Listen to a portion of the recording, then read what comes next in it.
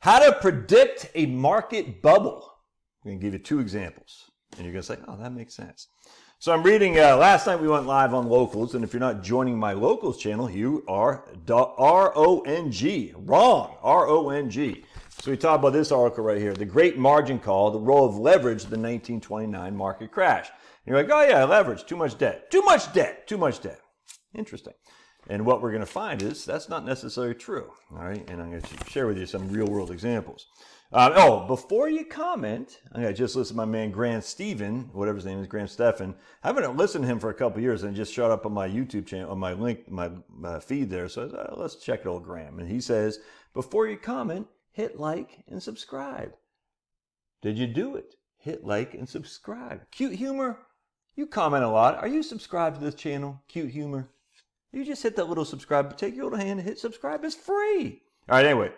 So this is from the Economic History Review, and this is dated in 2022. And one thing is very interesting. Inflation-adjusted earnings per share of the S&P 500 rose from $9 per share in 1922 to $20 per share in 1929. That's inflation-adjusted. That's more than a doubling of earnings per share when you even factor in real earnings per share. So you can't sit there and say the market in of itself was frothy relative to earnings. Now, the PE ratio then was about 20, which is higher than historical norms back then, but it wasn't like 1999, 2000. So you can't sit there and say, oh, it obviously is a frothy market. The PE valuations are through the roof. They just weren't for the S&P 500 as a whole. So let's check it out. Now, some stocks were high PE, 100 times earnings. Utilities, investment trusts, and banks showed extreme valuation as much as 100 times earnings. That's going to be your pets.com thing back in the early aughts. You see what I'm saying? But others did not have high valuations. So the S&P 500 as a whole, the PE was about 20. There are a couple of stocks, companies, industries that had investment trusts we're going to talk about. Check this out. But many folks thought that stocks are appropriately valued. In fact, the vast majority. There's always going to be a Peter Schiff out there, a David Stockman. Oh, we're all going to die. You know, the Harry Dent. There's always going to be that guy. And they're wrong a hell of a lot more than they're right. But somehow we still say, okay, Peter Schiff is saying this. He's been wrong the whole time. But okay, in this case, he's right. So check this out. Even though bank stocks had huge price earnings ratios, way high, you know, in the atmosphere. They're going to the moon at 25,000 miles an hour. Okay. But even if bank stocks were going to the moon in terms of price to earnings ratios, bank stocks were among the last to peak in 1929. So you can't say bank stocks with their high price to earnings ratios, significantly high price to earnings ratios, were the cause of the Great Crash. Interesting. So what actually caused the market crash? Now, these guys say we don't have any definitive answer. A lot of people say, oh, the tightening of the monetary supply, the high price of stocks, you know, but I think what actually caused this, and 100% this is how you can predict bubbles, so you can try to avoid them if you can. It's going to be tough, but you can try to. In the months leading up to the crash, banks and brokers tightened margin requirements to an unprecedented level. An unprecedented level. All right, so what did they do? They tightened it from late 1928 through the summer of 1929. Banks and brokerage firms tightened margin requirements, and margin is how you can borrow on debt, from about 10 to 20% to about 50%, levels that were without precedent. I mean, so you could literally, if you had a $100 stock, you just needed 10% equity. That's it. So you could buy a $100 stock with 10% down, essentially, a 10% down payment. Within 7 months or 8 months, you needed 50% down. All right, so what does that do? And we're going to talk about that here in just a second. A massive tightening of margin requirements. On top of that, the Federal Reserve was raising interest rates, because I've done videos on this before. They said, we don't want to be involved in people profiting and speculating and profiting because of low interest rates. So the Federal Reserve was raising interest rates, and then banks were tightening the margin requirements because they didn't want people borrowing at low rates to speculate with the low margin requirements, the Federal Reserve. And the bank said, yeah, now that their interest rates are going up, we got to protect our own butts as well by raising margin requirements. So it took a lot more equity to buy stocks. Interesting. Where have we heard that before? But part 2 of this, check this out. Actually, before I go to part 2. The fact that margin lending fell so sharply in October 1929 is quite suggestive of numerous investors becoming constrained in their borrowing to purchase stocks. I hope you guys know what that means. All right, so what we're going to do is we're going to show you demand. Demand is dropping like a ton of bricks. Demand is falling because we have higher interest rates from the feds. We got higher margin requirements from the banks and brokers, all right? And then on top of that, because we have slowly some hits to stocks, we got people are actually selling, not buying. Buying is demand. The buy side is dropping like a brick in water. And this should reminisce something that just happened to us in the United States not that long ago, even though people seem to forget it, even though it just happened. All right, let's keep going because this is where it gets pretty interesting. Part 2 of this. Remember, what drives prices? What drives prices? Oops, keep stepping on that. Supply and demand. All right. So inflation happens because of too much money, demand, chasing too few goods, supply. Too much money, the demand's going up, chasing too few goods, the supply is going down. That's what everybody says. Everyone focuses on the too much money when they should actually be focusing, if not as the same, but more on the supply side. The too few goods is what drives inflation. That's why socialism always has scarcity, which is inflationary, because they always drive goods out of the economy because they're insane rules and regulations, which is exactly what happened in the Great Depression. Everyone wants to focus on the demand side. No, you got to focus on the supply side. The supply side is where the freaking inflation comes from. If you have massive supply growth, you're not going to have inflation. If you have significant supply decline, you're going to have inflation. That's just, everyone focuses on this. That's why Milton Friedman, in my opinion, I'm not going to say he's wrong, but too much money, chasing too few goods, everyone focuses on that. The money printing, the money printing, the money printing, and everyone loses focus on that. The regulations that cause the supply to go down. So part 2 here, this is where it gets very interesting. So we have this one instance of demand falling through the roof because of margin rate requirements and then interest rates going up. There was also another large shock in 1929, a tremendous explosion of new issuance of stocks. $6.6 billion in the 12 months through September 1929. 5% of the entirety of the U.S. stock market was issued with new IPOs, essentially, which was as much as what was issued from 1920 to 1927 combined. More than $1 billion was issued in September alone, the largest month ever by a factor of 2 for common stocks.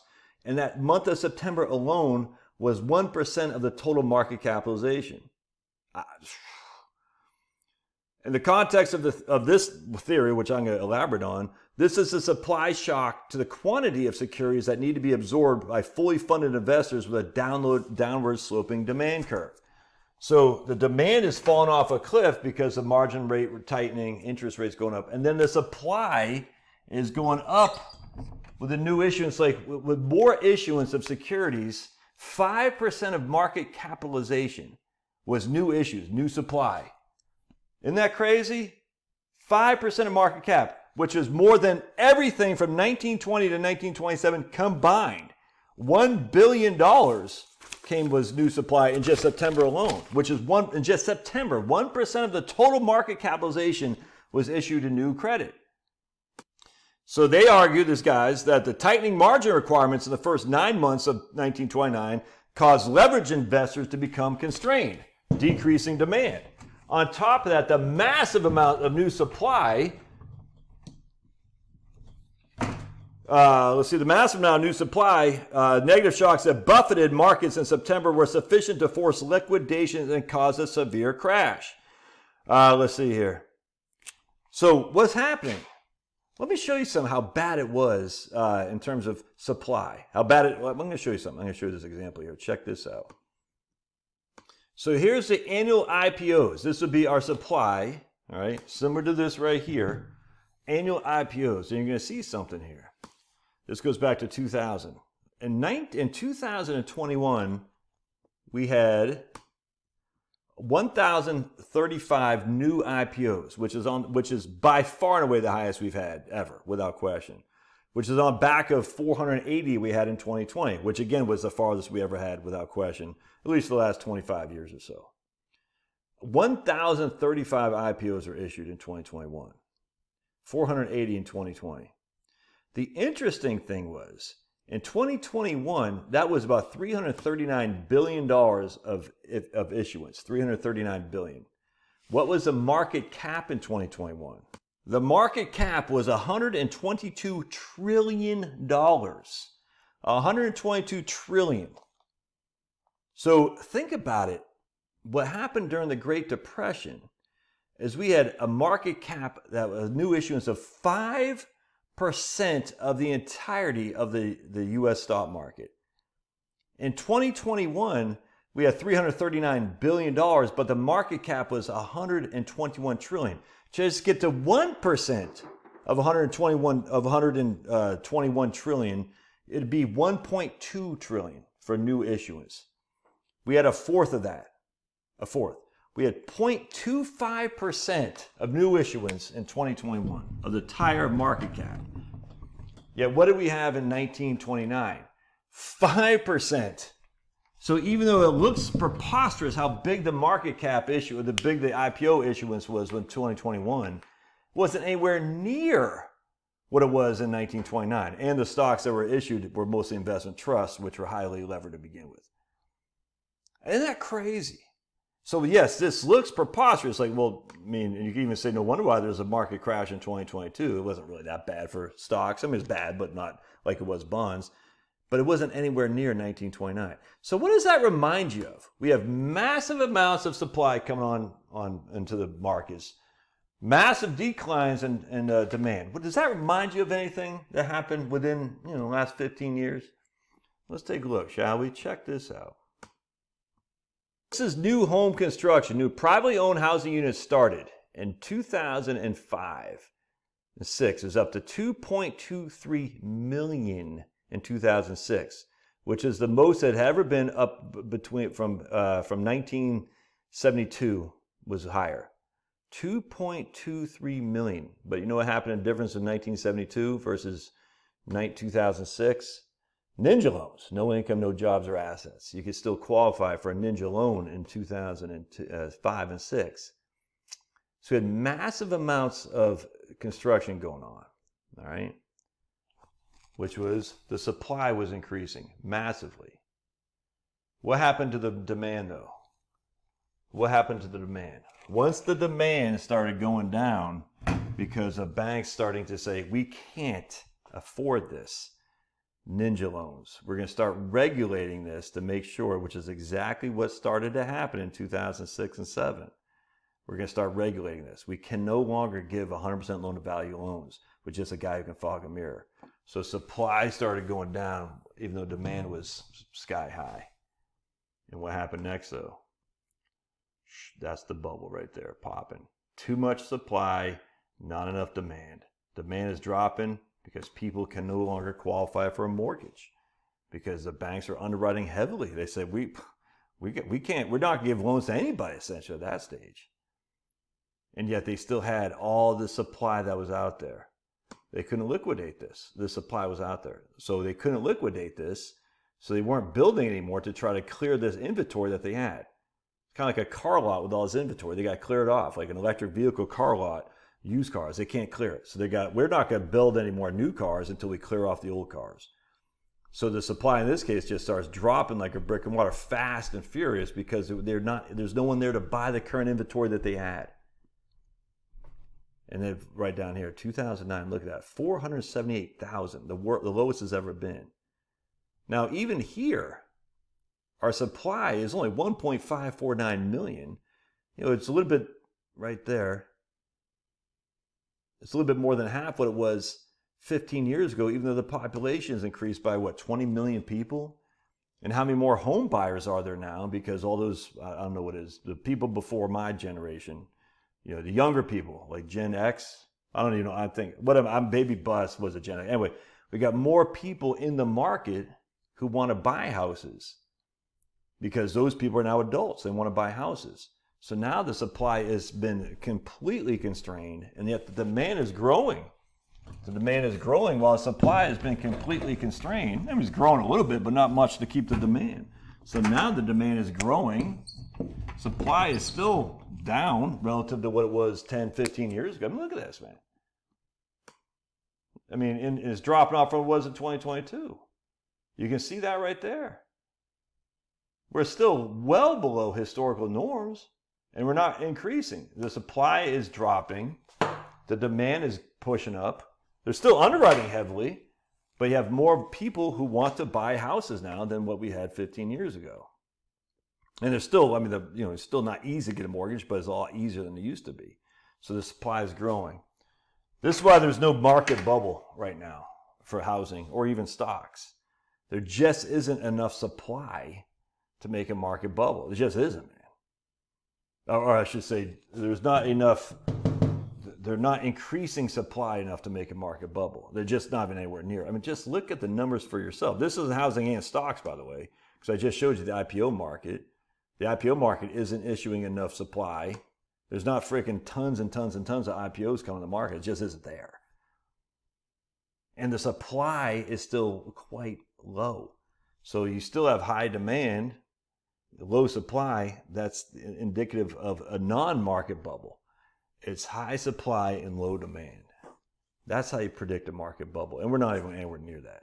So if you're in the market to buy a house, look, I can't tell you what to do. I'm just like, people say, I'm going to wait till the prices fall. When are they going to fall? What would cause the price to fall? I mean, literally, maybe massive unemployment. Okay, but we kind of have that now. Oh, the unemployment numbers are good. And it's all, the vast majority of the unemployment numbers are part-time jobs. So when would the supply start pumping itself up and demand start falling in which to break the bubble? I mean, it's just not there. Look, I could be wrong, 100%. I don't know. But I mean, just if you think about the Great Depression, and then you think about the Great Real Estate Depression that we had in 2006, 7, and 8, it's just not, we're not there for stocks or real estate. Anyway, hope this helps. I'd love to hear your thoughts. Yeah, the American economic history is fun because I like history, histoire, and I also like talk about the numbers too. So I like economics and history and basic data. All right, love your thoughts. God bless.